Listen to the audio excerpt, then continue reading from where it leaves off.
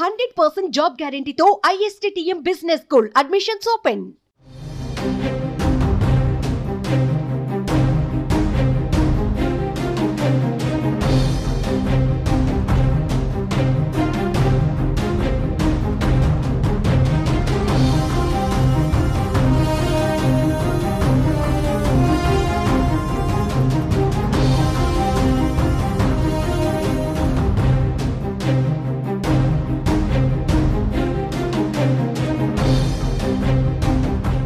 ఏపీలో కూటమి ప్రభుత్వం అధికారం చేపట్టింది. అందులో జనసేన కూడా భాగస్వామ్యంగా ఉంది.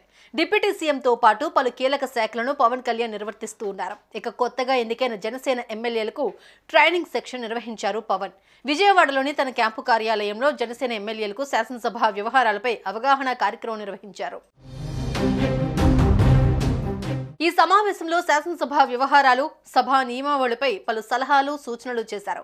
చాలా మంది ఎమ్మెల్యేలు కొత్తవారు కావడంతో వారికి ట్రైనింగ్ ఇస్తున్నారు. కొత్తగా ఎన్నికైన ఎమ్మెల్యేలు ట్రైనింగ్ తీసుకోవాలని, అసెంబ్లీ ఎలా వ్యవహరించాలో, ఏ అంశాలపై మాట్లాడాలి అనే దానిపై ట్రైనింగ్ తీసుకోవాలని అసెంబ్లీ సమావేశాల్లో స్పీకర్ అయ్యన్న పాత్రుడు సూచించారు. దీంతో జనసేన అధినేత పవన్ కళ్యాణ్ తన ఎమ్మెల్యేలకు శాసనసభ వ్యవహారాలు, సభా నియమావళి తెలుసుకునేందుకు ఈ సమావేశం ఏర్పాటు చేశారు.